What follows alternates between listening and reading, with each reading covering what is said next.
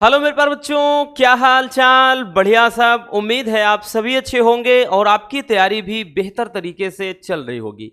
आपकी तैयारी को और भी बेहतर बनाने के लिए फिर से हम हाजिर हैं एक मज़ेदार सेशन के साथ। प्यारे बच्चों, आज के इस वीडियो में हम केमिस्ट्री के चैप्टर नंबर 5 से लेकर के 10 तक के, यानी 5वें चैप्टर से लेकर 10वें चैप्टर के बीच इंपॉर्टेंट 3 नंबर वाले क्वेश्चन को देखने वाले हैं। इसके फर्स्ट पार्ट में हमने चैप्टर 1 से लेकर के 5 तक के क्वेश्चन को देखा था और आज के इस वीडियो में हम आपके 5वें से लेकर के 10वें चैप्टर के बीच सारे के सारे मोस्ट इंपॉर्टेंट 3 नंबर वाले क्वेश्चन को देखने वाले हैं। और ये समझना कि भैया सारे क्वेश्चन की संभावना जो है 100% है आने की, क्योंकि टॉपिक ही बड़े ज़्यादा इंपॉर्टेंट है, बड़े ही लाजवाब हैं। तो चलिए बेहद सिंपल तरीके से आज आपको 5वें से 10वें चैप्टर के बीच के महाकुंभ में स्नान कराते हैं, क्योंकि करना पड़ेगा आपको भाई। अगर पार लगाना है, नैया को अच्छे नंबर लाना है तो दिन रात अब एक करना पड़ेगा, क्योंकि अब कोई बहाना नहीं चलेगा। अब बहानेबाजी करके आप क्या हासिल कर सकते हो? कुछ नहीं। तो सिर्फ आपके पास एक ही रास्ता है कि बचे हुए दिनों में आप दिन रात एक कर दीजिए। चलिए शुरू करते हैं बिना किसी देरी के। तो भैया हम देखते हैं पहले क्वेश्चन को, और जितने क्वेश्चन हैं याद रखना, फिर से बता देते हैं कि बहुत ही ज़्यादा इंपॉर्टेंट है, इसलिए इसको आप नोट करते चलना, क्योंकि भाई हमारा सिर्फ एक ही फंडा होता है कि सिंपल से सिंपल तरीके से अपने प्यारे रसगुल्लों को हम टॉपिक प्रोवाइड कराएं। ठीक, तो पहला आपका टॉपिक है, पहला क्वेश्चन है कि हैलो एल्केन में एक आणविक या एक अणुक नाभिक रागी प्रतिस्थापन अभिक्रिया, जिसे SN1 कहा जाता है, कि क्रिया विधि को समझाना है। तो ये वेरी वेरी इंपॉर्टेंट टॉपिक है आपके बोर्ड एग्जाम के नजरिए से, क्योंकि अगर इस टॉपिक की बात कर लें भैया, शायद ही ऐसा कोई साल होगा जब ना पूछा गया हो। ठीक, हमने बताया था ना कि वन शॉट में जो चीजें थोड़ा इधर उधर हुई है सब निपटाएंगे, परेशान नहीं रहना है। तो 3 नंबर वाला ये क्वेश्चन, एक SN1 और एक SN2, दोनों बहुत ज्यादा पूछे जाते हैं। 24 का ही पेपर उठाओ, SN1 रिएक्शन पूछा गया, SN2 दोनों पूछा गया है। तो सबसे पहले हम सिंपल तरीके से समझ लेते हैं SN1 अभिक्रिया को, या यूं कह ले एक आणविक नाभिक रागी प्रतिस्थापन अभिक्रिया किसे कहते हैं। बेहद सिंपल सा टॉपिक है, बस आपको थोड़ा ध्यान लगा करके सुनना होगा और देखना होगा। देखिए बच्चों, क्या होता है कि ये जो SN1 अभिक्रिया है, यह अभिक्रिया 2 पदों में संपन्न होती है। ये जो रिएक्शन है भैया 2 स्टेप में पूरी होती है, 2 पदों में संपन्न होती है। इसमें पहले पद में क्या होता है, एल्किल हाइलाइड धीरे धीरे विदलन के द्वारा विदलित होकर के कार्बोधनायन बनाता है, तथा जो प्राप्त कार्बोधनायन होगा, यानी इससे जो कार्बोधनायन बनेगा, वो दूसरे पद में या दूसरे चरण में तेजी से नाभिक स्नेही अभिकर्मक से क्रिया करके एक प्रोडक्ट बना देगा। ठीक है, तो ये होता है भैया क्या, एक आणविक या एक अणुक नाभिक रागी प्रतिस्थापन अभिक्रिया। चलिए इसको समझते हैं। देखिए हमने बोला ना कि ये 2 पदों में संपन्न होगी। भाई ये जो पहला पद होगा, जो फर्स्ट स्टेप है, पहला चरण या पहला पद, इसमें क्या होता है, ध्यान से समझिए क्या बोल रहा है। जैसा कुछ कह रहा है हम उसी के अकॉर्डिंग चलेंगे, अपना एक्स्ट्रा दिमाग नहीं लगाएंगे। कह रहा है कि इसमें पहले पद में एल्किल हाइलाइड। अब देखिए भैया, जब भी R लिख देना बच्चों एल्किल हो जाता है, जब भी अगर X लिख दिया जाए हाइलाइड हो जाता है, क्योंकि X क्या है, हाइलोजन कहलाता है, R क्या है, एल्किल कहलाता है। तो यहां पे ये बोल रहा है कि फर्स्ट स्टेप में जो एल्किल हाइलाइड होगा, RX होगा, वो धीरे धीरे विदलन के द्वारा, यानी ये सबसे पहले क्या होगी, एक मंद अभिक्रिया होगी। ठीक है, कैसी अभिक्रिया भैया, एक मंद अभिक्रिया। तो धीरे धीरे विदलन के द्वारा ये क्या हो जाएगा, कार्बोधनायन बनाता है, यानी विदलित होकर, खंडित होकर। तो यहां से आपका ये जो R होगा भैया, ये धनायन में हो जाएगा, और X हो जाएगा ये ऋण आयन में। तो यहां पे इसका हो गया विदलन। अब इसी को बोलते हैं, क्या बोलते हैं भैया, ये जो होता है आपका, इसी को कहते हैं कार्बोधनायन। ये क्या होता है, इसी को कहते हैं कार्बोधनायन, कार्बोधनायन। अब देखिए सेकेंड स्टेप में क्या होता है भाई, दूसरा चरण, ये पहला पद हो गया, अब दूसरा पद हम देखेंगे। दूसरा पद, दूसरे पद में क्या होता है, ध्यान से समझिए, बोल रहा है कि दूसरे पद में क्या होता है बच्चों की जो प्राप्त कार्बोधनायन होगा यानी जो आर होगा ये चीज, ठीक है। ये कह रहा है कि दूसरे पद में तेजी से नाभिक स्नेही अभिकर्मक से अभिक्रिया करके एक उत्पाद बना देगा। मतलब दूसरे स्टेप में भैया जैसे ये कार्बोधनायन है, अब दूसरे स्टेप में ये किसी नाभिक स्नेही अभिकर्मक जैसे OH ले लिया हमने, OH ये नाभिक स्नेही एक अभिकर्मक है, OH ये भाई आप इससे क्रिया अगर हम करा देते हैं, इससे क्रिया अगर हम करा देंगे तो अब की बार ये तीव्र अभिक्रिया होगी। कैसी, ये तीव्र अभिक्रिया यानी तेजी से क्रिया करके क्या बना देगा, तो एक उत्पाद बना देता है। इसकी जब इसके साथ क्रिया हो जाएगी तो ये ROH बन जाएगा। तो ये आपका क्या हो जाता है, एक आणविक नाभिक रागी प्रतिस्थापन अभिक्रिया, बोले तो SN1 अभिक्रिया। है ना आसान, बहुत ज़्यादा डिफिकल्ट नहीं है, बस चीज़ों को आपको थोड़ा विजुलाइज करना है, समझना है, बस समझने की देरी है भैया। क्योंकि कोई भी टॉपिक तब तक ही अपने को कठिन लगता है जब तक कि भाई उसके बारे में हम थोड़ा क्या है देखें ना, जब तक उसको समझे ना, ठीक। अब इस पर जैसे कोई एग्जाम्पल ले लेते हैं, हम कोई एग्जाम्पल ले लेते हैं भाई, हम एक एग्जाम्पल ले लेते हैं जैसे RX, R की जगह पे जैसे भाई फर्स्ट स्टेप में ये पहले स्टेप में हमने क्या किया, यहां पर कोई क्या ले लेते हैं भैया कि हम कोई एल्किल हाइलाइड जैसे CH3 और उसके बाद यहां Cl, CH3Cl ले लिया, ठीक है। अब उसके बाद ये क्या हो जाएगा भैया, ये धीमे से यानी मंद अभिक्रिया करके ये क्या बना देगा, तो यहां पे जो CH3 है ये प्लस में हो जाएगा और ये जो Cl है ये माइनस में, है ना, दिख रहा है, बिल्कुल दिख रहा है भैया, थोड़ा कॉपरेट करना उधर, ये माइनस में। अब ये भाई ये क्या हमने बताया ना कि ये मंद अभिक्रिया होगा। फिर उसके बाद दूसरे स्टेप में क्या हो जाता है, दूसरे स्टेप में ये जो कार्बोधनायन होगा जो CH3 ये आपका प्लस आयन है, ठीक। कार्बो जो धनायन है ये किससे क्रिया कर लेगा, किसी नाभिक स्नेही अभिकर्मक से, जैसे यहां पर हमने इसकी क्रिया OH से करा दिया। अब ये जब OH पे ऋणायन वैसे भी होता है, अब इससे अभिक्रिया करेगा तो ये तीव्र अभिक्रिया होगा। कैसा, तीव्र अभिक्रिया, तो ये अभिक्रिया करके क्या बना देगा भैया, ये हो जाएगा CH3OH। तो यहां पर ये एक उत्पाद बन जाता है, ठीक है, यहां पर एक ये उत्पाद बन गया है, ठीक। तो समझ में आ गया कि नाम मतलब SN1 अभिक्रिया किसे कहते हैं, इसकी क्रियाविधि को समझाना है। तो कुछ भी नहीं था, बड़ा ही प्यारा सा टॉपिक था कि हमने बताया कि ये जो अभिक्रिया है दो पदों में संपन्न होती है। पहले पद में एल्किल हाइलाइड क्या है, धीरे से यानी मंद गति से विदलन करके ये क्या करता है, कार्बोधनायन में टूट जाएगा।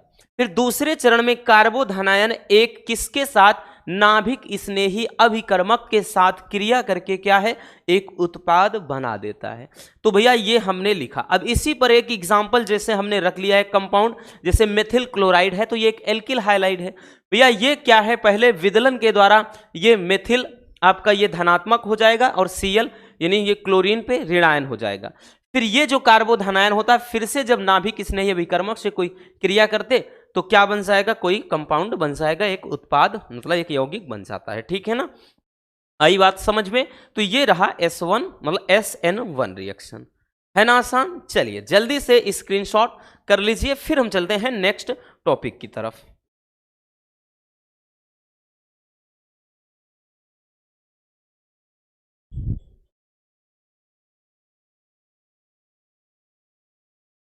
हो गया। चलिए अब हम देखते हैं नेक्स्ट टॉपिक को। चलिए भैया हमारा नेक्स्ट टॉपिक क्या है, हमारा अगला टॉपिक है हैलो एल्केन में द्विआण्विक नाभिक रागी प्रतिस्थापन अभिक्रिया, जिसको SN2 अभिक्रिया बोलते हैं, कि क्रियाविधि को समझाना है। तो ये भी काफी ज्यादा इंपॉर्टेंट है, ठीक। ये भी क्या है भैया, बहुत ही ज्यादा इंपॉर्टेंट है। तो वेरी वेरी इंपॉर्टेंट बोलेंगे क्योंकि ये भी बच्चों 2024 में आया है। हमने बोला ना कि इस चैप्टर में ये SN1 रिएक्शन और SN2 बहुत ज्यादा इंपॉर्टेंट है और इसके बाद इसमें जो भी यौगिक हैं उनके उपयोग और पर्यावरण पर प्रभाव, ये भी बहुत ही ज्यादा पूछे जाते हैं। ठीक, तो अब हम देखेंगे SN2 रिएक्शन को। SN1 तो हमने देख रखा। देखिए इसमें क्या होता है, ये भी बहुत ही सिंपल सी रिएक्शन है, बहुत ज्यादा आपको उलझने की जरूरत नहीं है। देखिए भैया, यह अभिक्रिया एक ही पद में क्या होती है, पूर्ण हो जाती है, यानी एक ही चरण में ये संपन्न हो जाती है। इसकी क्रियाविधि में दो अणुओं का क्या होता है, सांद्रण साथ साथ होता है, मतलब सांद्रण जो परिवर्तन होता है वो साथ साथ। ठीक है, यानी इस क्रियाविधि में क्या होता है कि दो अणुओं का साथ साथ सांद्रण परिवर्तन होता है या उसकी सांद्रता में परिवर्तन होता है। इसमें पहले संक्रमण संकुल बनता है, फिर क्या है भैया, उससे उत्पाद का निर्माण होता है। चलिए इसको समझते हैं। देखिए इसमें कोई भी हम एल्किल हाइलाइड ले लेते हैं, हमने बताया ना कि ये एक ही पद में, फर्स्ट पद में ही संपन्न हो जाती है। देखिए इसमें सबसे पहले होता क्या है, इसमें होता क्या है भैया, ध्यान समझना। जैसे RX हमने एक एल्किल हाइलाइड ले लिया, एल्किल हाइलाइड ले लिया बच्चों, और इसकी क्रिया किसके साथ करा देते हैं, एक नाभिक स्नेही अभिकर्मक OH के साथ हम करा देते हैं। ठीक है, OH के साथ करा देते हैं तो ये क्या हो जाएगा, एक मंद अभिक्रिया होगी, मंद अभिक्रिया। और इसके दरमियान इसके भाई इससे होगा क्या, O और H को हम थोड़ा अलग अलग ले लेते हैं। ठीक है, यानी यहां पे हम जैसे H लिख लेते हैं और यहां पे O ले लेते हैं, इसको समझना इस बात को। ठीक है, अब उसके बाद भैया ये इस तरह से आप डैश डैश करके, इस तरह से डैश डैश करके यहां पे आप R को ले लीजिए, फिर ये डैश डैश करके X को ले लीजिए। ठीक है, ये कुछ इस कदर से बन जाता है। ठीक, अब यहां पर इसमें जो O होगा ये क्या हो जाएगा भैया, आप आंशिक ऋणावेश इस पर होगा और X पर भी आंशिक ऋणावेश उत्पन्न हो जाएगा। ठीक है, क्योंकि इस पर प्लस होता है तो ये आंशिक ऋणावेश इतना हो जाता है। अब यही क्या हो जाता है, तीव्र गति से, यही भाई देखिए क्या बोल रहा है कि इसमें पहले संक्रमण संकुल बनता है, ये एक संकुल यौगिक है भाई, संकुल को अपन क्या है हमेशा इस कोष्टक में लिखते हैं, एक संक्रमण संकुल बनता है, फिर यही आगे क्या होता है, एक उत्पाद का निर्माण करता है। तो भाई आगे जगह नहीं है तो हम इसको नीचे समझते हैं, मतलब यहां से फिर से इसको एक बार ऐसे नोट कर लिया, जैसे ठीक, थोड़ा ऊपर ही लिखते हैं, नहीं भी जगह कम पा जाएगी। ठीक, जैसे ये भाई हमने कहा इसको आप उतार लिए इस तरह से, और यहां पे क्या था, R था, और उसके बाद ये क्या था बच्चों, X था। ठीक है, ये जब संकुल क्या करता है, ये फिर से भैया तीव्र अभिक्रिया करता है, कैसी, तीव्र। ठीक है, अब की बार ये भैया तीव्र अभिक्रिया करेगा, तो तीव्र अभिक्रिया करके ये क्या बना देता है, तो यहां पर R और OH, R के साथ OH जुड़ जाएगा, OH जुड़ जाएगा, और साथ में आपका जो X है वो बाहर निकल जाएगा। ठीक है, X क्या हो जाएगा, बाहर निकल जाएगा। तो यहां पर देखिए यही क्या है, एक उत्पाद का निर्माण हो जाता है, और बाकी इस पे तो ये ऋणावेश रहेगा, ये बाहर निकल जाता है, क्योंकि यहां पे हमने बताया ना आंशिक ऋणावेश होता है दोनों पर। ठीक है, आई बात समझ में। अब इसको चलिए एक एग्जाम्पल के थ्रू समझते हैं, भाई ऐसे में तो थोड़ा डिफिकल्ट लगेगा। देखिए कोई एग्जाम्पल ले लेते हैं ना, इस पर कोई एग्जाम्पल ले लेके समझते हैं तो थोड़ा थोड़ा ज्यादा आसान पड़ेगा। ठीक है, अब देखिए यहां पे क्या करते हैं भैया, हम कोई R का मतलब जैसे methyl, ethyl, propyl, butyl, pentyl कुछ भी लिख दें, तो हमने यहां पे C2H5 ले लिया और X की जगह Cl ले लिया, क्लोरीन, C2H5Cl ले लिया। ठीक है, अब इसका भैया किसके साथ क्रिया करा रहे हैं, एक नाभिक स्नेही अभिकर्मक OH के साथ क्रिया हमने करा दिया। ठीक, ये फिर मंद गति से रिएक्शन करके ये क्या बनाएगा, एक संकर संकुल बनाएगा। ठीक है, कैसी अभिक्रिया, मंद, एक संकर, यहां पे देखिए ये OH है तो भैया यहां पे H ही और ये O लिख दिया, फिर उसके बाद यहां पर ध्यान देना क्या हो जाएगा, ये C2H5 हो गया, और उसके बाद भैया आपका क्या हो जाएगा, Cl हो जाएगा इस तरह से। अब यही क्या करता है आगे, चलिए इसी में हम समझ देते हैं भैया। देखिए यही आगे क्या बना देता है, तो यहां नीचे नहीं जगह है तो डायरेक्टली एक ही पद में लिख देते हैं। ये अब की बार भाई तीव्र अभिक्रिया होगी, तीव्र गति से होगी। तो अब की बार ये क्या बन जाएगा बच्चों, ध्यान से समझना। हमने बताया ना ये जो होगा OH के साथ क्रिया कर लेगा, तो यहां पर C2H5OH हो गया, और साथ में भैया आपका क्या चीज बाहर निकल गया, ये जो Cl था, ठीक है, ये Cl था, ऋणावेश बाहर निकल गया। तो इससे क्या है भैया, यही तो है ना एक ये जो उत्पाद बना रहा है यहां पर, ठीक, यहां पर भी वही चीज है, उत्पाद, ठीक। तो यहां पर देखिए वही चीज है, जैसे इसको हमने यहां पर 2 बार लिखा है, तो उससे कंफ्यूज मत होना, क्योंकि यही चीज आगे जगह होता तो हम एरो करके डायरेक्टली फिर यही वाला लिख देते। तो इसी को दर्शाया है ना कि यही फिर आगे ये इस एक उत्पाद बना रहा है। तो इसमें भी वही है कि इसमें क्या होता है कि सबसे पहले एल्किल हाइलाइड को हमने एक नाभिक स्नेही अभिकर्मक के साथ क्रिया कराया, ये मंद अभिक्रिया होकर के भाई ये इस तरह से एक संकुल संक्रमण संकुल बनाता है, जो तीव्र अभिक्रिया करके फिर से क्या है भैया एक उत्पाद का निर्माण कर देता है, ठीक है। तो बहुत ज्यादा डिफिकल्ट नहीं है, बस थोड़ा सा आपको दिमाग लगाना है और कुछ भी नहीं है, ठीक। तो ये हो जाएगा SN2 रिएक्शन। आई बात समझ में? उम्मीद है कि अच्छे से समझ में आ गई होगी। नहीं भी आई है तो 1 बार 2 बार 3 बार चीजों को देखिए, अपने आप दिमाग में घुस जाएगा, ठीक। और नोट करते चलना, क्योंकि यही बच्चों बोर्ड एग्जाम के टाइम में आपके लिए रामबाण साबित होगा, ठीक, प्रैक्टिस में, ठीक है। चलिए जल्दी से इसको स्क्रीनशॉट कर लीजिए।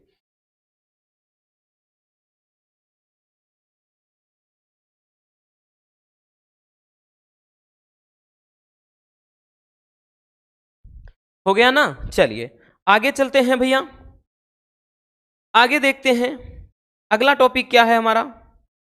हमारा नेक्स्ट टॉपिक है भैया कि फ्रेयान तथा DDT के उपयोग तथा इसके पर्यावरण पर प्रभाव पर संक्षिप्त टिप्पणी लिखना है। यह भी मोस्ट इंपॉर्टेंट है, ये टॉपिक भी भैया मोस्ट इंपॉर्टेंट है, और ये भी 2024 में पूछा गया था। इसके पहले भी हम आपको बताते चले आए हैं कि सारे के सारे टॉपिक इसमें आपके जो हम आपको बार बार बता रहे हैं वो बहुत ही ज्यादा पूछे जाते हैं, ठीक। अब ऐसा नहीं कि हाँ पिछले ईयर आया है तो अब की बार नहीं आएगा, अरे काहे नहीं आएगा, इतने ज्यादा सेट बनते हैं, देगा कहां से, सिलेबस से ही तो देगा, ठीक। चलिए तो भैया यहां पर क्या है, आपको एक फ्रेयान और दूसरा DDT दोनों के उपयोग और इसके पर्यावरण के पर जो प्रभाव है उसका मतलब उस पर टिप्पणी लिखना है। तो सबसे पहले हम फ्रेयान के बारे में जान लेते हैं, ठीक। फ्रेयान होता क्या है, तो फ्रेयान क्या है भैया, तो फ्रेयान क्लोरोफ्लोरोकार्बन, क्लोरो CFC यानी क्लोरोफ्लोरोकार्बन, ये वर्ग का एक क्या है मतलब कंपाउंड है, ठीक। बाकी अगर फ्रेयान का फार्मूला बात करें तो CF2Cl2, ठीक, CF2Cl2 ये फ्रेयान का सूत्र होता है। तो फ्रेयान क्या है, क्लोरोफ्लोरोकार्बन यानी CFC वर्ग से संबंधित एक रंगहीन, गंधहीन, अज्वलनशील तथा गैर संक्षारक गैस या तरल पदार्थ है। यह एक निरावेशी, असंक्षारक तथा आसानी से द्रवित होने वाली गैस होती है। अब इसके उपयोग की बात कर ले भैया, तो इसका जो उपयोग होता है रेफ्रिजरेटर में वातानुकूलक के रूप में होता है, यानी ये बात कर ले तो भैया एक प्रशीतक के तरीके से, मतलब ठंडक प्रदान करने के लिए। भाई रेफ्रिजरेटर जो होता है फ्रिज वगैरह में क्या करते हैं, इसको भैया एक प्रशीतक के रूप में इस्तेमाल किया जाता है, ठीक है, फ्रिज और AC में। आई बात समझ में? अब इसका हम वातावरण पर भैया प्रभाव देख लेते हैं। वातावरण पर इसका क्या प्रभाव पड़ता है, तो इसका वातावरण पर बहुत बुरा प्रभाव पड़ता है।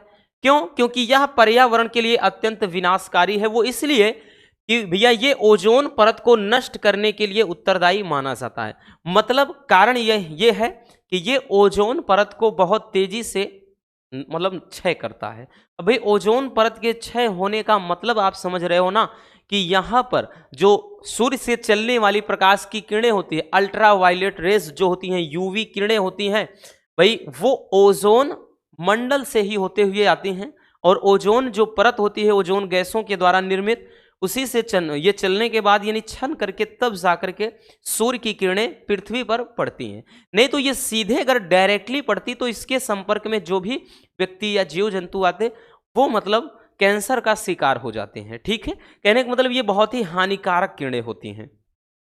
ठीक, तो ये क्या है, ओजोन परत को नष्ट करती है। कौन? फ्रेयान।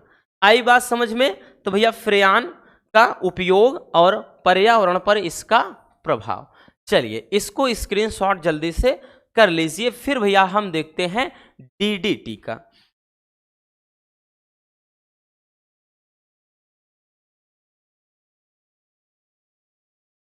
हो गया ना? चलिए अब देखते हैं भाई डीडीटी।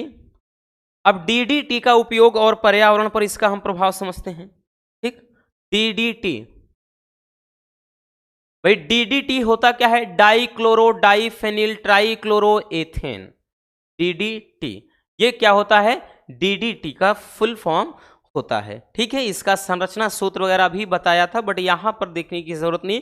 यहां पर केवल क्या है, डीडीटी का उपयोग और पर्यावरण पर प्रभाव। बाकी पूरा डिटेल्स में देखना है तो भाई आप वन शॉर्ट वीडियो देख लेना, हेलो एल्केन और हेलो एरिन वाला। सारी की सारी वीडियो प्लेलिस्ट में है, चाहे वो फिजिक्स की हो, बायोलॉजी की हो, केमिस्ट्री की हो। ठीक, अब डीडीटी है क्या भैया? तो डीडीटी एक शक्तिशाली कीटनाशक है जिसका पूरा नाम डाइक्लोरो, भी बताया ना, डाइक्लोरो डाइफेनिल ट्राइक्लोरो एथेन है। यह जैव अपघट्य नहीं है। कहने का मतलब ये नेचर में जल्दी से अपघटित नहीं होता है। जैसे होता ना कि बहुत सारी चीजें बहुत जल्दी ही नेचर में डिस्पोज होती हैं, यानी नष्ट हो जाएंगे। उन्हीं में से जैसे अगर हम प्लास्टिक की बात कर लें, जल्दी डिस्पोज नहीं होता। यूरिया एक ऐसा भाई हमने रसायन उर्वरक है जो भाई जिसका प्रभाव लंबे समय तक मिट्टी में बना रहता है, नेचर में बना रहता है। इसी तरह से अन्य बहुत सारी औषधियां हैं, रासायनिक औषधियां जो पर्यावरण में इसी तरह से विराजमान रहती हैं। तो उन्हीं में से एक है डीडीटी। ठीक, कि डीडीटी क्या है? ये जैव अपघट्य नहीं है, अर्थात जल्दी से ये पर्यावरण में अपघटित नहीं होता है, इसका अंश पर्यावरण में बचा रहता है। ठीक है, तो इसके अवशेष वातावरण में लंबे समय तक क्या है, रहते हैं, तथा इसका लंबा प्रभाव बहुत ही घातक होता है। यह जीवित प्राणियों के लिए अत्यंत विषैला होता है। इसी कारण से इसे कई देशों में बैन कर दिया गया है। भैया इसको कई देशों में बंद कर दिया गया है, इसका व्यापार। ठीक है, इसके दुष्प्रभाव के बाद भी भारत में यह प्रचुरता में उपयोग में लाया जाता है। ठीक, देखिए भैया वैसे भी भारत के लोग बहुत कलाकार होते हैं। ठीक है, वो हमेशा औरों से ही आगे रहते हैं। ठीक, तो भैया ये तो ऊपर रहा। और बाकी प्रभाव में पर्यावरण पर देखिए, पर्यावरण पे प्रभाव में तो बच्चों यहां से लिखना है आपको, यहीं से। इसके अवशेष वातावरण में लंबे समय तक रहते हैं, तो ये इसका लंबा प्रभाव जो होता है घातक होता है, जीवित प्राणियों के लिए अत्यंत विषैला है। इसी कारण से कई देशों में बंद कर दिया गया है। ठीक है, इसके दुष्प्रभाव की बात भी भारत में ये प्रचुरता में उपलब्ध है। और उपयोग की बात कर ले भैया तो वो तो स्टार्टिंग में ही बता दिया कि ये कीटनाशक के रूप में इसका उपयोग किया जाता है। ठीक, यानी पहले तो अधिकांशतः डीडीटी, कोई भी भाई खेतों में कोई भी फसल हो, कुछ भी रोग हो, डीडीटी का ही छिड़काव करते थे। मच्छरों वगैरह को मारने के लिए भी जहाँ गंदगी होती है, बहुत घास फूस होती है, वहाँ पर भी डीडीटी का छिड़काव होता है। तो भाई पहले बहुत ज़्यादा होता था, लेकिन इसके दुष्प्रभाव को देखते हुए इसका क्या है, इसके उत्पादन पर मतलब रोक लगा दिया गया। लेकिन फिर भी वही चीज़ है ना कि फिर भी चल रहा है। ठीक, चलिए जल्दी से इसको भी स्क्रीनशॉट कर लीजिए।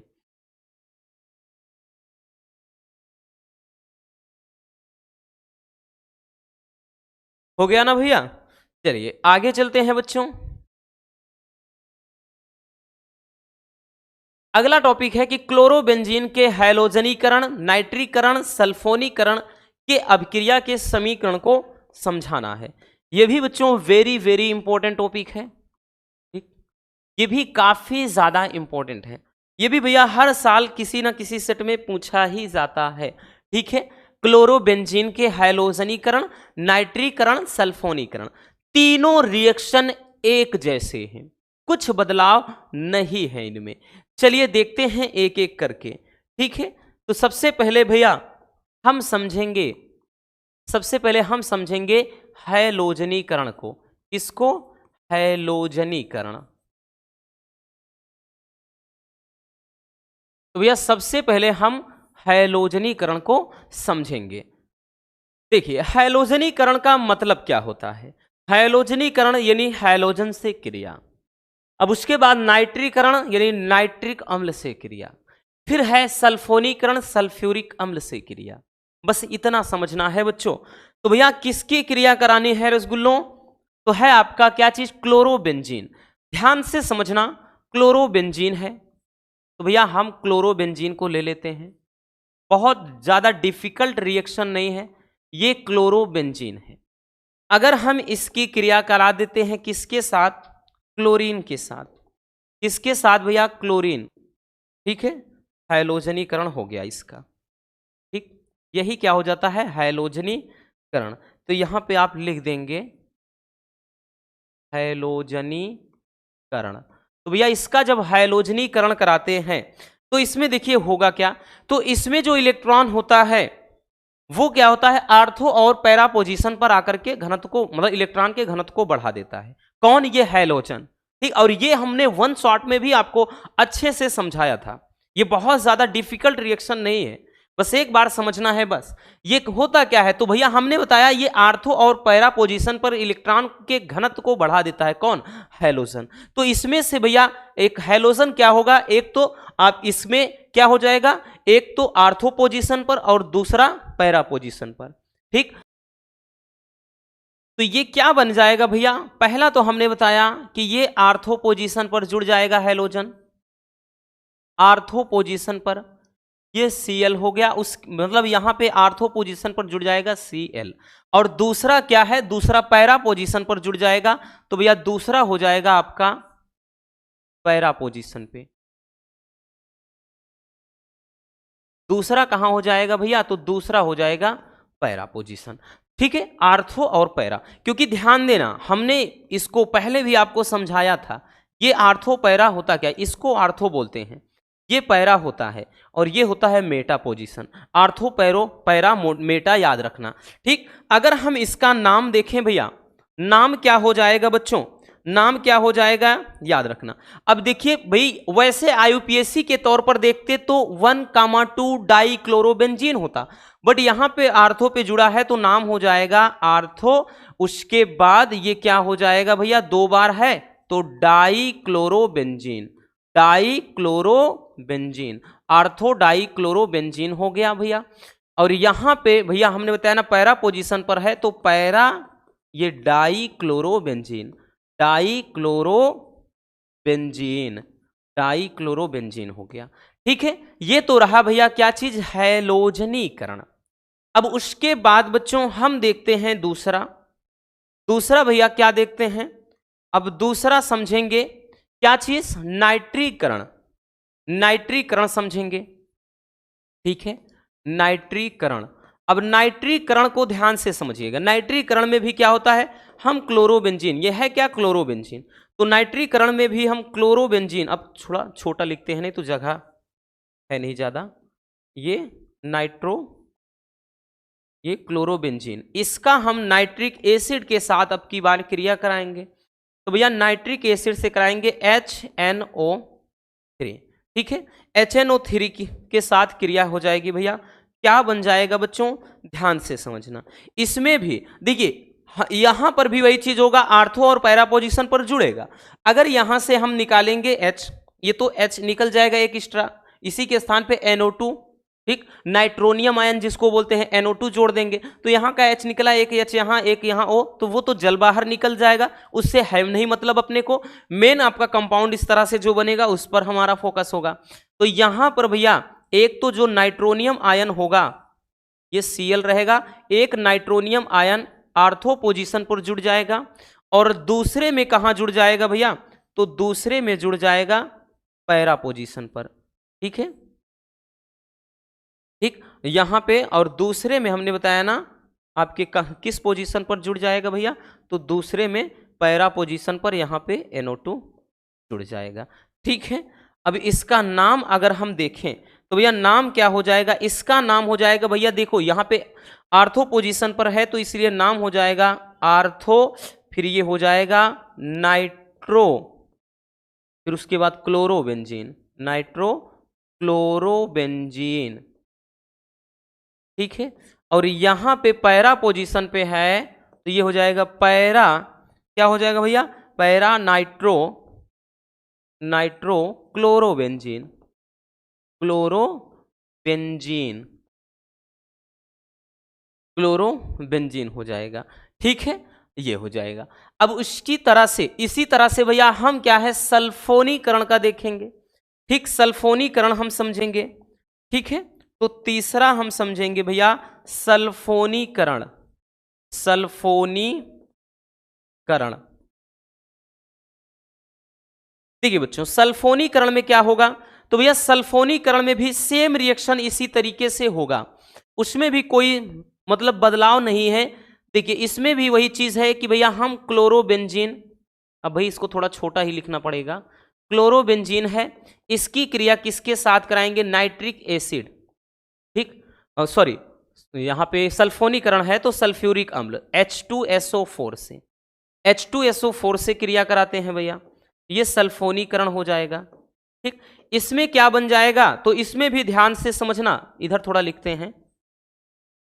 देखिए बच्चों, ये आपका बन जाएगा, एक तो हमने बताया किस पोजीशन पर जुड़ जाएगा, तो इसमें भी देखिए H, यहां से H लेंगे और SO3, इसमें भी वही होगा कि एक H यहां का निकला और एक O बचा तो H2O तो बाहर निकल जाएगा, तो यहां पे बचेगा क्या भैया, SO3 और H, इसको भाई सल्फोनिक आयन बोलते हैं, ये चीज हो जाएगा।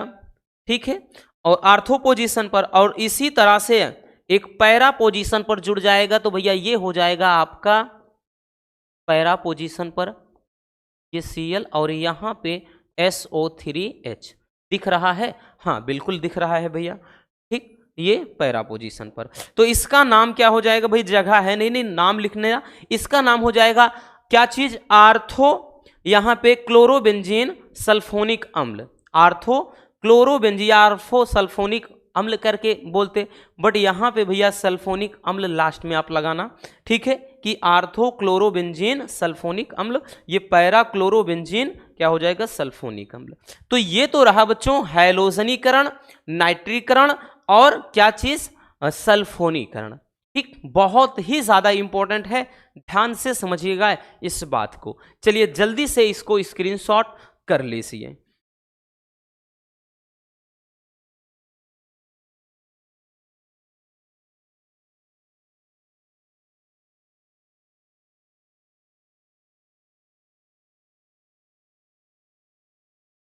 हो गया भैया, चलिए अब चलते हैं बच्चों आगे। अगला क्वेश्चन क्या है, अगला क्वेश्चन भी काफी ज्यादा इंपॉर्टेंट है। एक मिनट बच्चों, थोड़ा हम पानी पी लें भाई, गला सूख रहा है हमारा भी।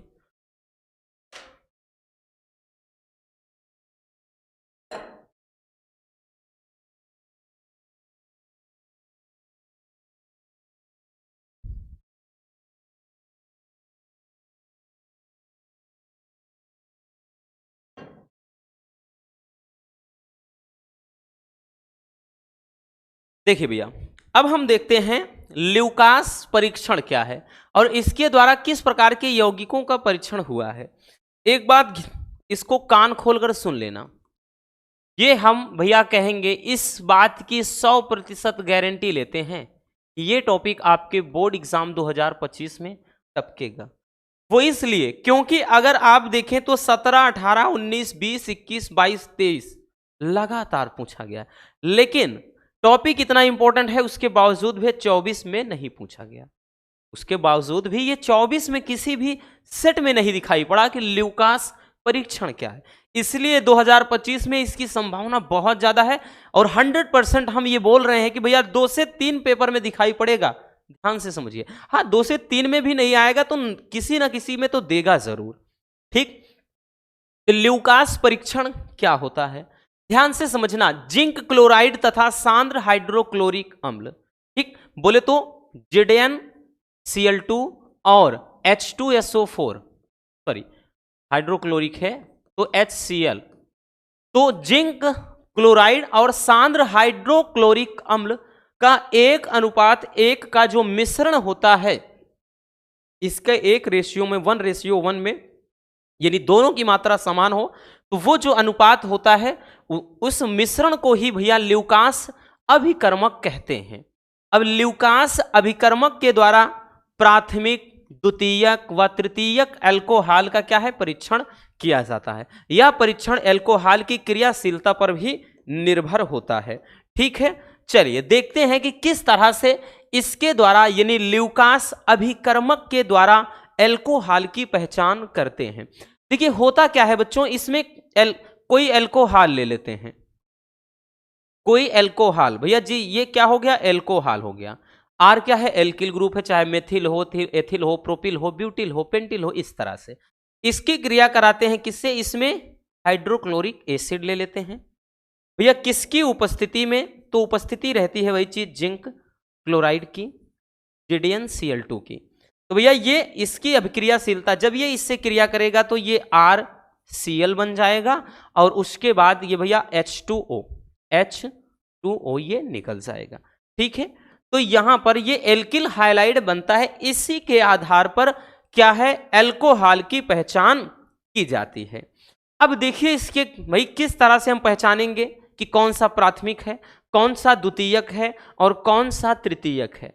तो बच्चों पहला पॉइंट, यदि एल्कोहल के 3 से 4 ml में, यानी 3 से 4 ml क्या ले लें, एल्कोहल, और उसमें 2 से 3 ml ल्यूकास अभिकर्मक या ल्यूकोस अभिकर्मक मिला दें। अगर मिलाने पर कोई अभिक्रिया नहीं होती है, यानी मिलाने के बाद विलयन में कुछ भी मतलब रिएक्शन ना हो, कोई उसमें हलचल ना हो, तो माना जाता है कि वो कौन सा एल्कोहल है बच्चों, प्राथमिक एल्कोहल हो, मतलब कोई भी अभिक्रिया ना है। ठीक है, तो वो ऐसा माना जाएगा वो प्राथमिक एल्कोहल है। दूसरा पॉइंट, यदि 5 से 10 मिनट के बाद अभिक्रिया, यानी 5 से 10 मिनट, ठीक, यानी अभिक्रिया होने में 5 से 10 मिनट लग जाते हैं, तो ऐसा माना जाता है वो सेकेंडरी अल्कोहल है, यानी द्वितीयक अल्कोहल है। अब उसके बाद बच्चों यदि क्या है, तुरंत ही भैया रिएक्शन हो जाए, तुरंत ही अभिक्रिया तत्काल यानी सेकेंडों में अभिक्रिया संपन्न हो जाए, तो ऐसा मानते हैं वो क्या है, वो आपका तृतीयक अल्कोहल की श्रेणी में है। ठीक, तो इस तरीके से भैया हम प्राथमिक, द्वितीयक और तृतीयक अल्कोहल की पहचान करते हैं। आई बात समझ में कि ल्यूकास परीक्षण क्या है। ठीक है, तो हमने बताया ना, जिंक क्लोराइड तथा सांद्र हाइड्रोक्लोरिक अम्ल का जो 1:1 में जो मिश्रण होता है उसे ल्यूकास अभिकर्मक कहते हैं, और इसके द्वारा क्या है, प्राथमिक, द्वितीयक और तृतीयक अल्कोहल का परीक्षण किया जाता है। ठीक है, बाकी कैसे होता है वो तो हमने लिख दिया है। चलिए जल्दी से इसको भी स्क्रीनशॉट कर लीजिए।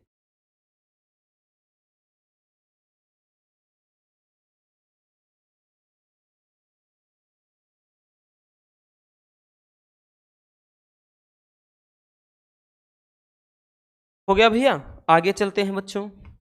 हमारा नेक्स्ट टॉपिक क्या है, फिनाल की प्रकृति अम्लीय होती है। इस टाइप के क्वेश्चन को हमने बताया था, याद करो वो दिन। वन शॉट में भी अल्कोहल, फिनॉल, ईथर वाले में भी बताया था। क्वेश्चन वहां पर क्या था कि फिनॉल की प्रकृति अम्लीय होती है, क्यों? या फिर इसको ऐसे पूछेगा कि फिनॉल की अम्लीयता को एक रासायनिक अभिक्रिया के समीकरण द्वारा समझाना है। ठीक, या बोलेगा कि फिनाल को कार्बोनिक अम्ल क्यों कहते हैं। बहुत तरह के क्वेश्चन किए जाते हैं इससे रिलेटेड। ये भी टॉपिक आपका मोस्ट इंपॉर्टेंट है, याद रखना। 24 में भी आया था, ठीक, 2024 में भी पूछा गया है भैया। तो फिनॉल अम्लीय होता है वो इसलिए क्योंकि ये प्रबल क्षारकों के साथ क्रिया करके साल्ट लवण बनाएगा। भाई अम्ल की पहचान ही क्या होती है, अम्ल होते क्या है, जिनको जल में घोलने पर H धनायन देते हैं। जैसे भाई HCl है, अगर जल में घोलोगे तो H धनायन, Cl ऋणायन देगा। ठीक, H2SO4 हो गया बच्चों, तो इसको घोलने पर भैया ये H धनायन हो जाएगा और SO4 ये ऋणायन हो जाता है। कोई भी ले लेते हैं इस तरह से, ठीक है, जैसे CH3COOH, तो भैया इसको जब घोलेंगे तो इसमें CH3COO ये ऋणायन हो जाएगा और H धनायन। तो अम्ल की पहचान ही होती है जल में घोलने पर ये H धनायन होते हैं। और अम्ल के अंदर नेचर ये होता है कि भैया जब अम्ल की क्रियापन क्षार से कराते हैं तो साल्ट यानी लवण और जल बन जाता है। इस अभिक्रिया को क्या कहा जाता है, उदासीनीकरण अभिक्रिया कहा जाता है। आपने क्लास 10th में यानी हाई स्कूल में ये चीज पढ़ा होगा। ठीक है, नहीं भी पढ़ा है तो डोंट वरी, आज तो हम बताएंगे ही। तो इसको एक रासायनिक अभिक्रिया के द्वारा दर्शाना है, फिर हम कारण समझेंगे कि क्यों अम्लीय होता है। तो भैया फिनॉल की क्रिया किसी क्षार से करा देते हैं तो फिनॉल कोई ले लेते हैं, मतलब फिनॉल फार्मूला ले लेते हैं। ठीक है, फिनाल का ये फार्मूला हो गया OH। ठीक, इसकी क्रिया किसके साथ करा देनी है अपने को? करा देना है इसकी क्रिया किसी भी क्षार, प्रबल क्षार में कोई NaOH, सोडियम हाइड्रोक्साइड, हमने एक प्रबल क्षार ले लिया। जब इसकी क्रिया कराएंगे, ठीक, आप इसको ऐसा ना लिख करके C6H5OH ऐसे भी लिख सकते थे, ठीक है, आपकी मर्जी, इस तरह से लिख लेते हैं तब भी अच्छा है। अब देखिए बच्चों, इसमें होगा क्या, OH उठेगा या H उठ जाएगा भैया, H पे ये आकर के जो यहां पर हाइड्रो मतलब OH हाइड्रोक्साइड आयन है, इससे क्रिया करेगा तो जल बनाएगा, तो यहां का एक H है, यहां H, तो ये हमने H2O, तो जल तो बाहर निकाल दिया, क्योंकि अम्ल हमेशा हमने बताया कि भैया जब क्षार से क्रिया करेगा तो लवण और जल जरूर बनाएगा, तो जल बाहर निकल गया। अब यहां पर केवल O बच गया और सोडियम यहां जाकर के जुड़ जाएगा, तो ये आपका हो जाएगा क्या चीज, सोडियम फिनॉक्साइड। तो यहां पर भैया ये हो जाएगा O, उसके बाद Na, सोडियम यानी जुड़ जाएगा। ठीक, नाम क्या हो जाएगा, तो ये हो जाएगा सोडियम फिनॉक्साइड। क्या हो जाएगा भैया, फिनॉक्साइड, सोडियम फिनॉक्साइड। ठीक, ये क्या है, ये एक साल्ट है, क्या है भैया, लवण है, ठीक है, एक लवण है, और ये आपका जल बन रहा है। ठीक, यहां तो ये तो भैया फिनॉल है, फिनॉल, और ये क्या है, एक क्षार है सोडियम हाइड्रोक्साइड। ठीक, अब देखिए कारण इसका क्या है, कारण जान लेते हैं। देखिए इसमें होता क्या है कि जो फिनॉल अम्लीय होता है, क्यों, ठीक, इसका कारण यह है भैया कि इस फिनॉल में जो OH ये समूह होता है, ये ऋण विद्युतीय फेनिल समूह से, यानी ये ऋण विद्युतीय फेनिल समूह से वलय से सीधा जुड़ा होता है, जिसके कारण ये अम्लीयता को दर्शाता है। जबकि बच्चों एल्कोहल उदासीन होता है, क्योंकि एल्कोहल के साथ ऐसा नहीं होता है। ठीक है, तो आप कारण में यही लिखेंगे कि फिनॉल अम्लीय होता है जबकि एल्कोहल उदासीन होता है। इसका कारण यह है कि फिनॉल में OH समूह ऋण विद्युतीय फेनिल समूह से जुड़ा होता है। आई बात समझ में? और इसका मेन तो आपको यही रिएक्शन के द्वारा दर्शाना था कि भाई अम्लीयता क्यों दर्शाता है, तो इससे बड़ा प्रूफ क्या होगा, क्योंकि भाई अम्ल होते ही वही है जब क्या है, जिनकी क्रिया क्षार से करा दो तो वो लवण अगर बना देते हैं तो इसका मतलब है कि वो अम्ल हैं, और फिनॉल की क्रिया अगर क्षार से कराते हैं तो वो साल्ट यानी लवण बनाएगा, जिसके कारण ये क्या है, अम्लीय गुण को दर्शाता है। ठीक है, चलिए जल्दी से इसको स्क्रीनशॉट कर लीजिए।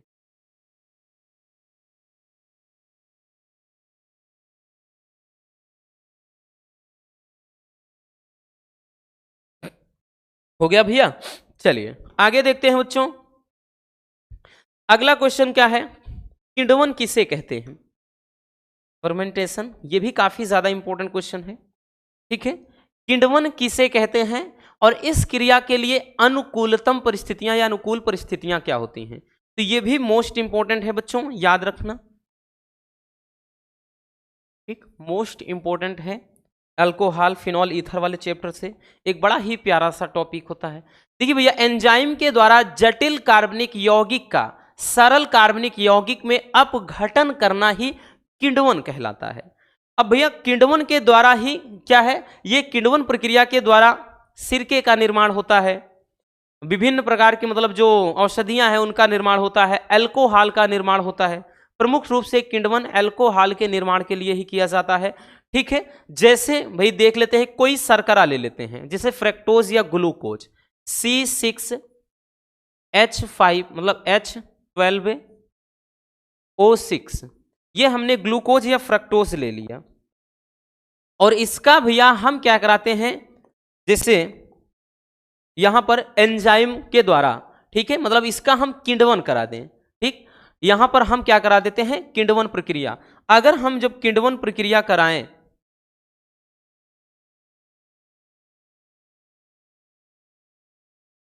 जाइमेज एंजाइम होता है, प्रमुख रूप से लिख देते हैं, क्या लिख दें भैया, यहां पे जाइमेज होता है, जाइमेज।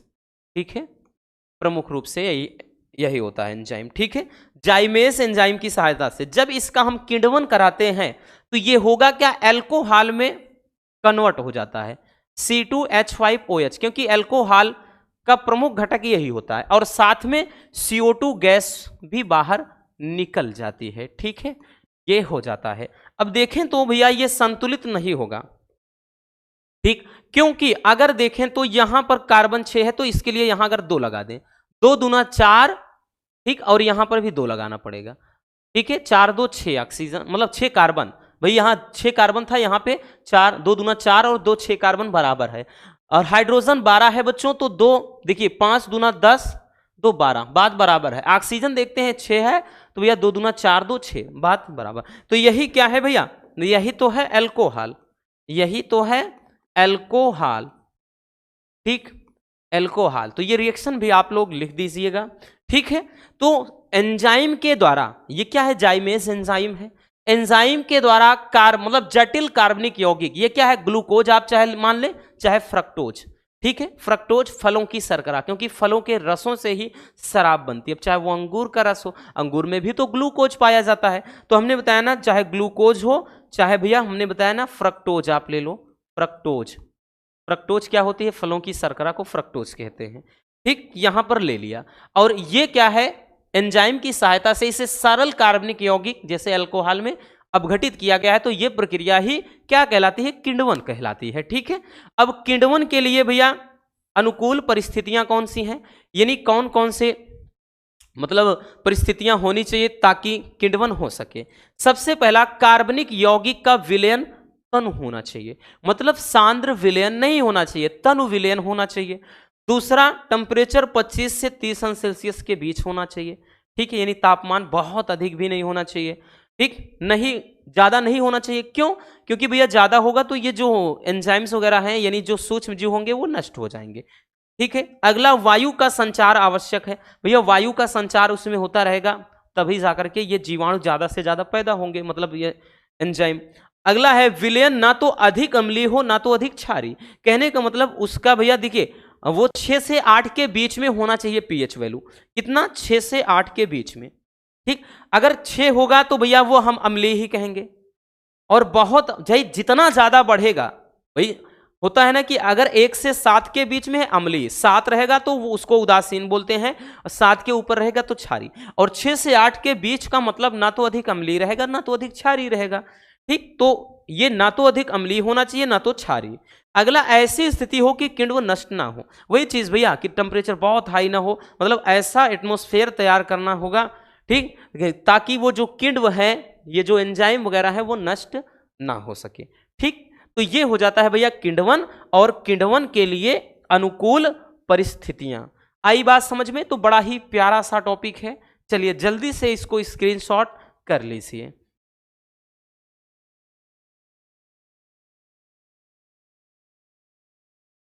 हो गया भैया? चलिए आगे देखते हैं बच्चों, हमारा अगला टॉपिक क्या है। तो हमारा अगला टॉपिक है भैया कि एल्डिहाइड तथा कीटोन में अंतर स्पष्ट कीजिए।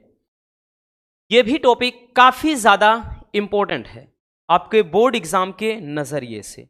ठीक है, ये भी भैया हम वेरी वेरी इंपॉर्टेंट इस टॉपिक को बोलेंगे, क्योंकि 2024 की भी बात कर लें भैया तो ये 2 पेपर सेट में पूछा था, उसके पहले भी ये किसी ना किसी सेट में पूछता चला आया है कि एल्डिहाइड तथा कीटोन में आपको अंतर स्पष्ट करना है। तो चलिए देख लेते हैं भैया सिंपल तरीके से। एक तरफ बच्चों हम क्या ले लेते हैं भैया, एल्डिहाइड, एक तरफ एल्डिहाइड लिखेंगे, ऐसे में ज्यादा आसान रहेगा, और दूसरे तरफ अपन क्या लिखते हैं, कीटोन, कीटोन ले लेते हैं। ठीक है, तो एल्डिहाइड और कीटोन में हम अंतर स्पष्ट करेंगे। ठीक, चलिए भैया, तो एक तरफ भैया एल्डिहाइड है, दूसरी तरफ कीटोन है, तो अंतर हम समझते हैं। देखिए सबसे पहला, जो एल्डिहाइड होता है ना, ये अगर फेलिंग विलयन के साथ इसकी क्रिया कराया जाए तो क्यूप्रस ऑक्साइड का लाल अवक्षेप बनता है। याद है ना, जब इसका हम भैया क्या है, CuO से क्रिया कराते हैं तो ये किसके साथ भाई, HCHO एल्डिहाइड की जब क्रिया कराते हैं तो ये कोई क्या बना देता है आपका, Cu2O, तो ये लाल अवक्षेप बनाता है। कौन, एल्डिहाइड। बट कीटोन के साथ ऐसा नहीं होता है, मतलब ये जो कीटोन होता है, क्या हुआ भाई, लगता है कोई कीड़ा बैठ गया है, तभी बोर्ड नहीं काम कर रहा। देखिए इसमें होगा क्या भैया, तो पहला लिखेंगे कि यह फेहलिंग विलयन के साथ, फेहलिंग विलयन के साथ क्रिया करके Cu2O यानी क्यूप्रस ऑक्साइड का लाल अवक्षेप बनाता है, लाल अवक्षेप बनाता है। बट ये जो होता है भैया, यह फेहलिंग विलयन से क्रिया नहीं करता है, तो यह क्रिया नहीं करता है, सीधी सी बात, क्रिया नहीं करता है। ठीक है, सीधी सी बात, नो बकवास। दूसरा पॉइंट, जब अगर हम एल्डिहाइड की क्रिया टालेन अभिकर्मक से कराएं यानी Ag2O से कराएं, जब Ag2O से कराते हैं, याद करो वो दिन क्या बनता है, Ag, रजत दर्पण बन जाता है। ठीक है, तो भैया आगे लिखेंगे कि यह टालेन अभिकर्मक से क्रिया करके रजत दर्पण बनाता है, रजत दर्पण बनाता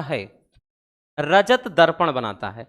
और इसमें भी वही फिर से होता है कि यह क्रिया नहीं करता है, क्रिया नहीं करता है, अर्थात इसमें कोई क्रिया नहीं होती है।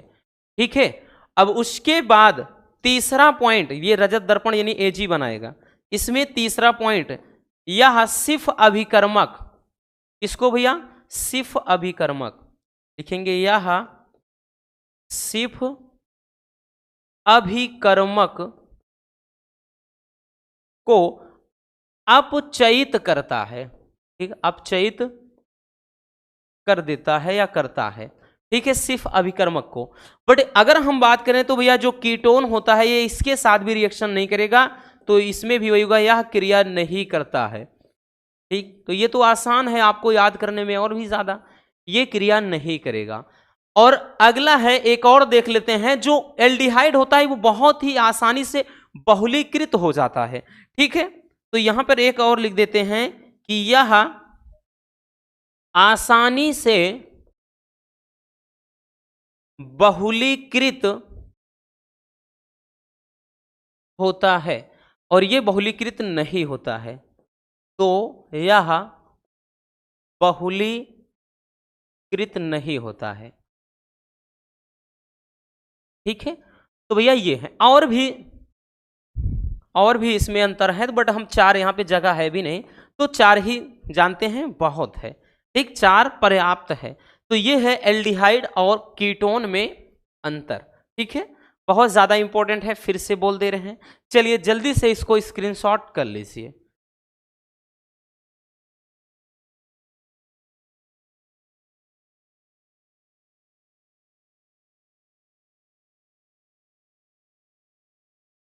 हो गया भैया? चलिए बच्चों आगे चलते हैं। अगला क्वेश्चन है कि प्राथमिक, द्वितीयक व तृतीयक एमीन को उदाहरण के साथ समझाना है। ठीक है, देखिए भैया, प्राथमिक, द्वितीयक व तृतीयक एमीन वन शॉट में भी आपको अच्छे से समझाए थे, बट डोंट वरी भाई, वन शॉट की बात वहां पर है और यहाँ की बात यहाँ पर है कि 3 नंबर में कौन सा इंपॉर्टेंट क्वेश्चन। ये भी पिछले ईयर मतलब 2 सेट में पूछा गया था। ठीक, प्राथमिक, द्वितीयक और तृतीयक एमीन। तो सबसे पहले हम जानेंगे कि प्राथमिक एमीन क्या है। प्राथमिक एमीन होता क्या है? ठीक है, देखिए भैया, प्राथमिक एमीन क्या होता है कि प्राथमिक एमीन में क्या होता है कि जब भाई नाइट्रोजन परमाणु क्या है, मतलब ऐसा एमीन जिसमें नाइट्रोजन परमाणु एक एल्किल या एरिल समूह से जुड़ा होता है, उसे क्या कहते हैं? प्राथमिक एमीन कहते हैं। ठीक, तो क्या होता है, ऐसे एमीन यानी ऐसे एमीन जिसमें नाइट्रोजन परमाणु एक एल्किल या एरिल, भाई आर का मतलब एल्किल है, ए आर का मतलब यहां एरिल है। एल्किल में ये चलता है जैसे CH3 वगैरह, C2H5। एरिल में भैया आपका ये बेंजीन चलता है। क्या चलता है? बेंजीन चलता है। ठीक है, तो ऐसे एमीन जिसमें नाइट्रोजन परमाणु एक एल्किल या एरिल समूह से जुड़ा हो, समूह से जुड़ा हो, ठीक है, वो हो जाता है क्या चीज? प्राथमिक एमीन। प्राथमिक एमीन जैसे बच्चों कोई एग्जाम्पल ले लेते हैं भैया, कोई एग्जाम्पल ले लेते हैं जैसे CH3, तो यहां पर ये एक ही है, तो भैया हम इस तरह से लिखते हैं इसको, एक मिनट,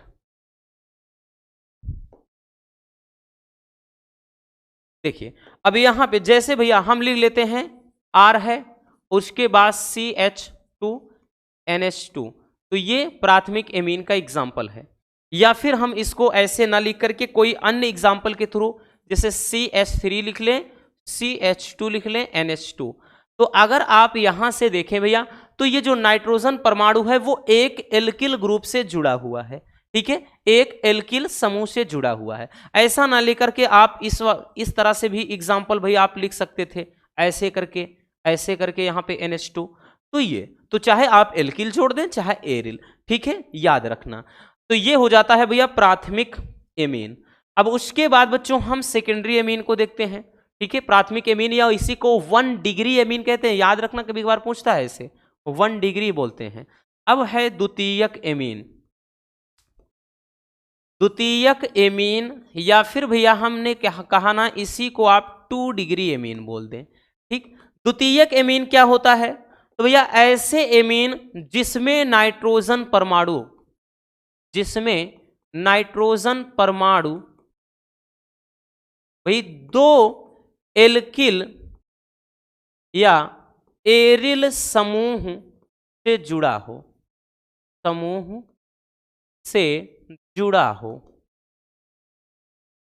2 एल्किल या एरिल समूह से जुड़ा हो, उसे अपन क्या बोलेंगे? सेकेंडरी एमीन बोलते हैं, यानी द्वितीयक एमीन बोलते हैं।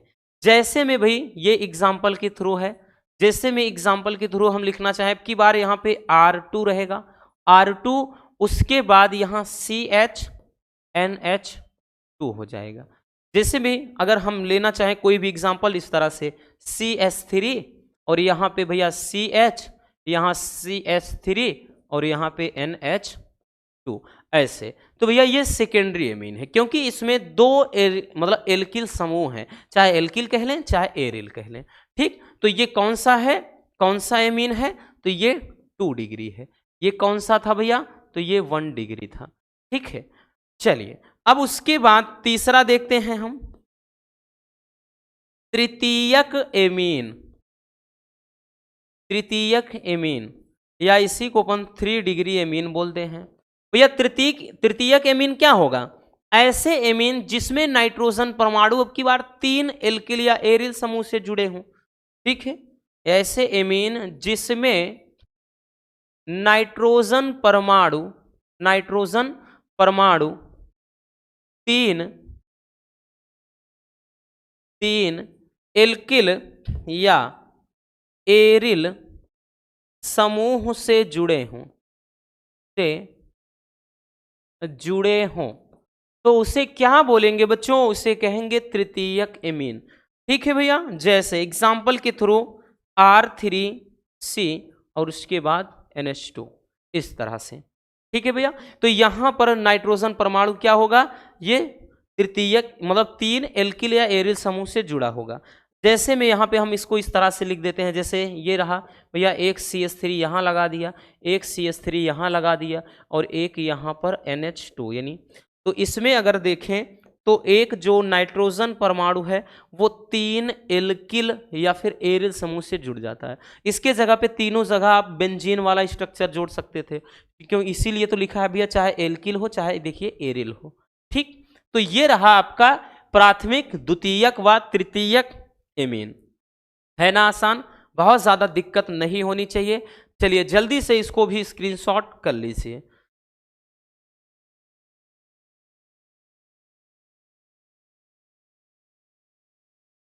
हो गया भैया? चलिए आगे चलते हैं रसगुल्लों। हमारा नेक्स्ट टॉपिक क्या है? हमारा नेक्स्ट टॉपिक है एनिलीन के निर्माण की 3 विधियों का रासायनिक समीकरण लिखना। काफी ज्यादा ये भी पूछा जाता है, इसलिए हमने इसको फिर से रख लिया। वन शॉट में तो हालांकि देखा ही है, लेकिन यहाँ भी समझना बेहद ज़रूरी है। ठीक है, तो चलिए इसको भी बड़े ही सिंपल तरीके से हम निपटा देते हैं। ठीक है भैया, देखिए एनिलीन जिसको बेंजेन एमीन बोला जाता है, यानी बेंजीन पे एमीन अगर आप जोड़ दें, ठीक है, जैसे ये बेंजीन है और बेंजीन पे NH2 जोड़ दिया जाए भैया, एमीन तो बन गया बेंजेन एमीन या एनिलीन। 2024 में ये भी भैया पूछा गया है। ठीक है, उसके पहले तो ये 1-2 सेट में पूछा गया था, लेकिन 24 में भी ये एक सेट में आया था।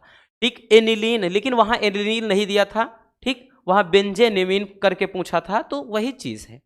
ठीक, देखिए भैया सबसे पहले इसको अपन क्लोरोबेंजीन के द्वारा बनाएंगे। किसके द्वारा बनाएंगे बच्चों? तो क्लोरोबेंजीन के द्वारा। तो भैया क्लोरोबेंजीन से कैसे बनाते हैं, चलिए देखते हैं।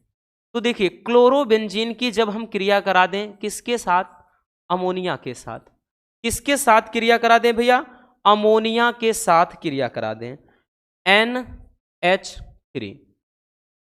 NH3 अमोनिया के साथ हम क्रिया करा दें। ठीक, और बाकी यहां पर अगर बात कर लें किसकी उपस्थिति में, तो ये होता है Cu2O क्यूपरस ऑक्साइड की उपस्थिति में 300 अंश सेल्सियस तापमान पे। ठीक है, तो यहाँ पे 300 अंश सेल्सियस तापमान पे जब हम क्रिया कराते हैं तो ये क्या बन जाएगा बच्चों? ये बन जाता है एनिलीन या बेंजेन एमीन। तो यहाँ से Cl हट जाएगा, NH2 यहाँ पे जुड़ जाएगा।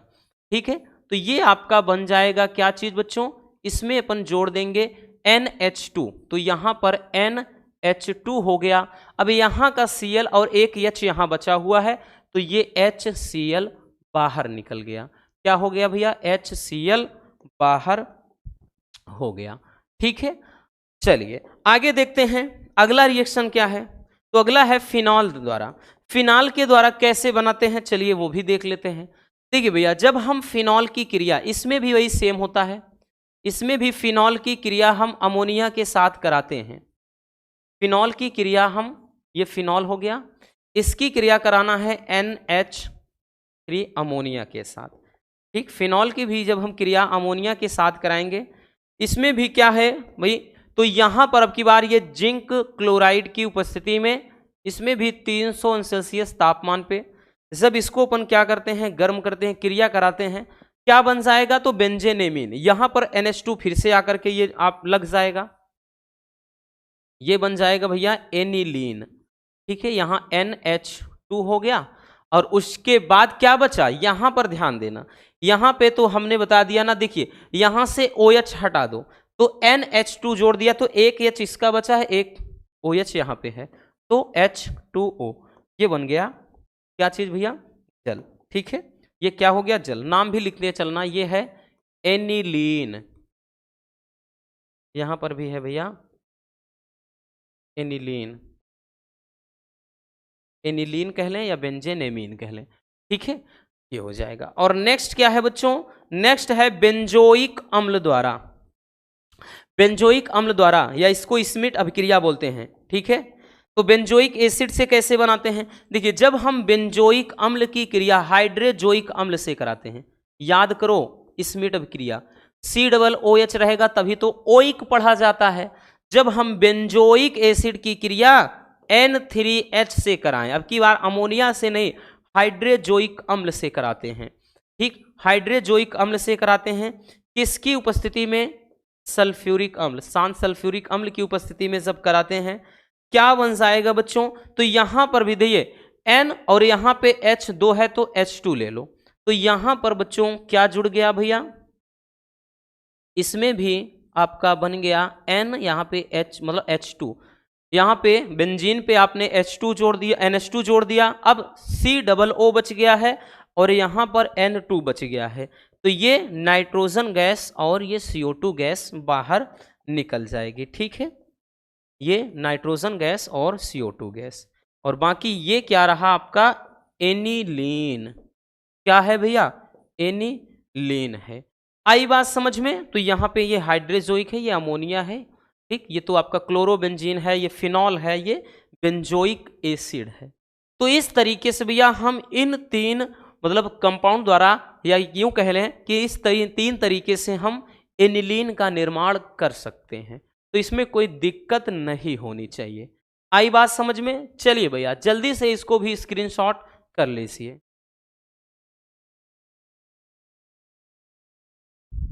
हो गया ना भैया? चलिए आगे चलते हैं बच्चों। अगला हमारा टॉपिक क्या है? टालन अभिकर्मक। अब ये लास्ट चैप्टर है आपका, लास्ट चैप्टर के क्वेश्चन है कि टालन अभिकर्मक क्या है। इसकी ग्लूकोज के साथ अभिक्रिया का समीकरण आपको लिखना है। ठीक है, चलिए देखते हैं। बड़ा ही प्यारा सा टॉपिक है।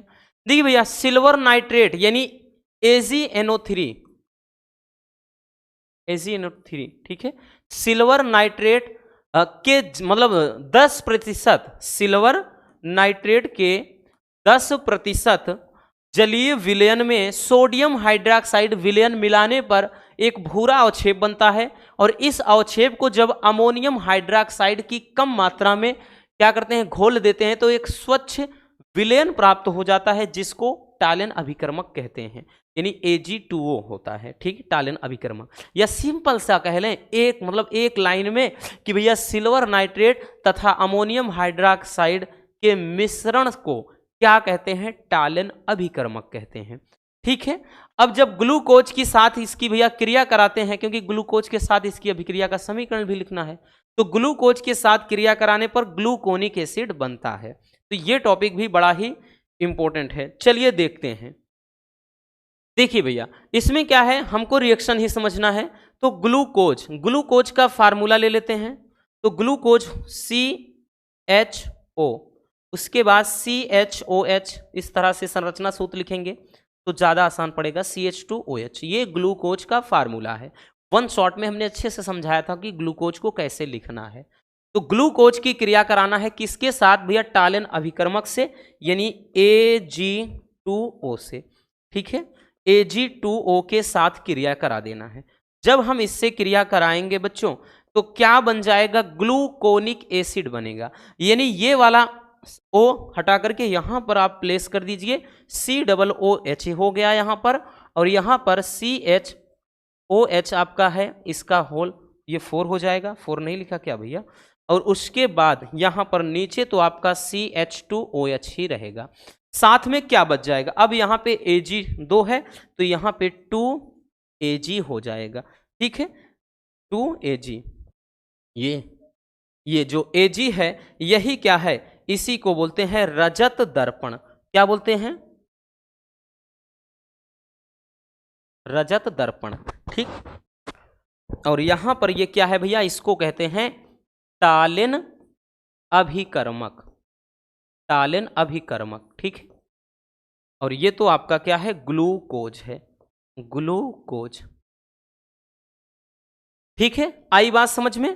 तो इतना आपको ये रिएक्शन याद रखना है। ठीक, क्योंकि बहुत ही ज्यादा इंपॉर्टेंट है। चलिए जल्दी से इसको भी स्क्रीनशॉट कर लीजिए।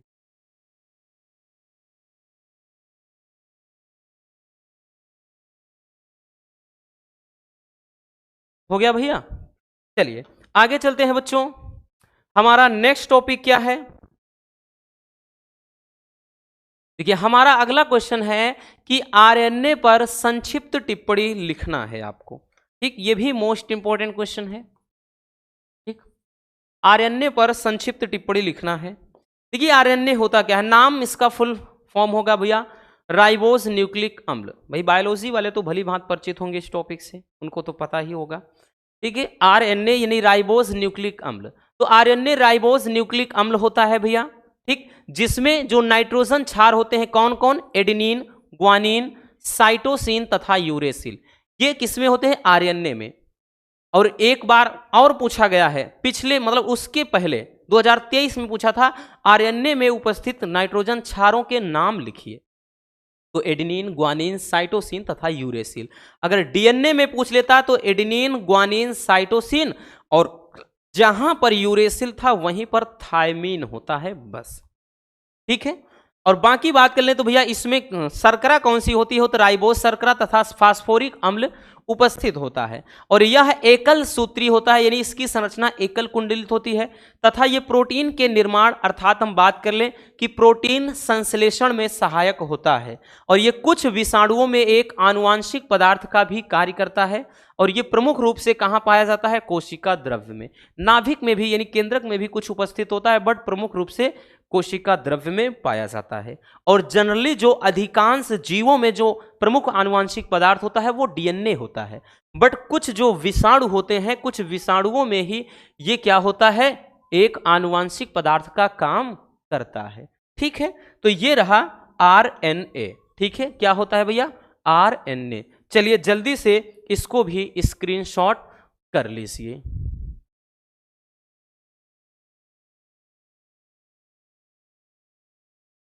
हो गया। चलिए अब हम देखते हैं भैया नेक्स्ट टॉपिक को, और एक टॉपिक है, एक दो उसको भी देख लेते हैं जल्द से जल्द। अगला हमारा टॉपिक है बच्चों मॉलिस परीक्षण।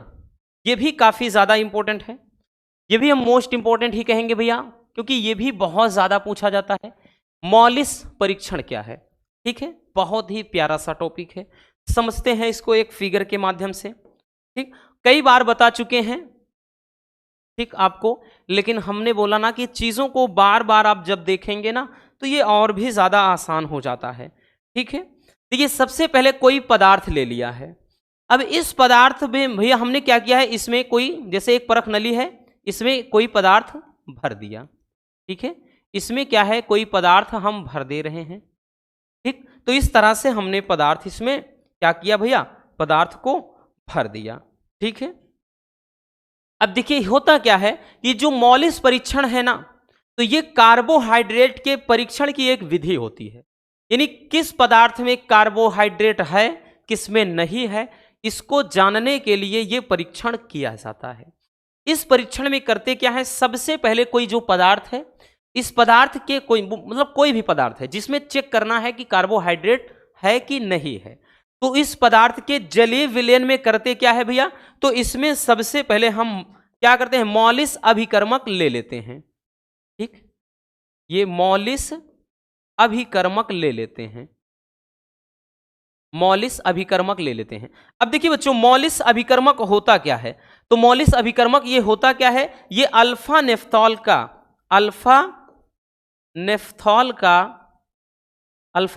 का ये 10% C2H5OH यानी एथिल अल्कोहल का ये विलयन होता है। तो इसमें समझ में आ गया भैया कि सबसे पहले पदार्थ के जलीय विलयन में मॉलिस अभिकर्मक ले लिया जाता है। मॉलिस अभिकर्मक क्या है, अल्फा नेफ्थॉल का ये 10% एल्कोहलिक विलयन होता है, ये ले लेते हैं। फिर इसके बाद इसमें करते क्या है, इसको भैया इस परख नली में मतलब इसमें डाल देते हैं और बिना परख नली को हिलाए डुलाए इसके क्या करते हैं, दीवार के सहारे यानी परख नली के दीवार के सहारे इसमें बूंद बूंद करके भैया इसमें क्या डाला जाता है, H2SO4 सल्फ्यूरिक अम्ल डाला जाता है। डालने के बाद दो ये पदार्थों के बीच में यदि एक भूरे रंग का छल्ला बन जाए, एक भूरे रंग का यानी एक इस तरह से भूरे रंग का एक छल्ला बन जाए, जो बाद में क्या होता है भैया, गुलाबी रंग का हो जाता है। ठीक है, जो बाद में क्या है, गुलाबी रंग का हो जाता है, तो इससे फिर ये अनुमान लगा लेते हैं कि इसमें क्या है, कार्बोहाइड्रेट की उपस्थिति है। आई बात समझ में, यही जो छल्ला बन जाता है इससे पता चल जाता है कि कार्बोहाइड्रेट है। तो ये पूरा प्रोसेस होता है ल्यूकास परीक्षण का। चलिए अब इसको समझ लेते हैं किस तरह से लिखना है। भाई अब तो वैसे जरूरत नहीं है, हमने तो पूरा बता ही दिया। हमने क्या बोला बच्चों, इस परीक्षण के लिए किसी पदार्थ के जलीय विलयन में सबसे पहले 2 ml अल्फा नेफ्थॉल ले लेते हैं। क्वांटिटी कितनी होती है, 2 ml, 2 ml अल्फा नेफ्थॉल ले लेते हैं। मतलब ये मॉलिस अभिकर्मक ले लेते हैं। ये होता क्या है, अल्फा नेफ्थॉल का एथिल अल्कोहलिक ये 10% सॉल्यूशन होता है, ये लिखा है। इसमें भी डालकर बिना परख नली को बिना हिलाए बहुत ही सावधानी पूर्वक परख नली की दीवार के सहारे बूंद बूंद करके सल्फ्यूरिक अम्ल H2SO4 मतलब डाला जाता है। ठीक, यदि 2 परतों के बीच में लाल या फिर भूरे रंग का ये जैसा दिख रहा है भैया छल्ला बन जाता है, जो कुछ समय के बाद बैंगनी रंग का, ये बैंगनी रंग का छल्ला बन जाएगा। तो इससे पदार्थ में कार्बोहाइड्रेट की उपस्थिति सुनिश्चित हो जाती है, यानी मान लिया जाता है कि इसमें कार्बोहाइड्रेट उपस्थित है। ठीक, तो इस तरीके से बच्चों किसी भी पदार्थ में कार्बोहाइड्रेट की उपस्थिति का पता लगाया जाता है। ठीक है, तो ये रहा क्या है, मॉलिस परीक्षण। आई बात समझ में? चलिए बबुआ जल्दी से स्क्रीनशॉट कर लीजिए। हो गया भैया? तो बस आज के इस वीडियो में इतना ही। उम्मीद है मेरे प्यारे रसगुल्लों को आज की ये क्लास काफी ज्यादा पसंद आई होगी। अगर वीडियो पसंद आई हो बबुआ तो इस भाई मेहनत के लिए एक लाइक जरूर कर देना, और नए हैं तो बच्चों चैनल को सब्सक्राइब भी जरूर कर लीजिए, और जल्द से जल्द अपने इस प्यारे से यूट्यूब फैमिली को 1 मिलियन तक पहुंचा दीजिए, क्योंकि हमारी भी आंखें तरस रही हैं 1 मिलियन देखने के लिए। भाई फ्री में आपके लिए इतना कुछ कर रहे हैं, दिन रात मेहनत कर रहे हैं, तो आपका भी फर्ज बनता है इतना करना। प्यार और सपोर्ट तो दे ही सकते हो। मिलते हैं किसी और शानदार टॉपिक के साथ। Love you, bye bye, take care. और हाँ, एक प्यारा सा कमेंट बॉक्स में छोड़ दीजिएगा।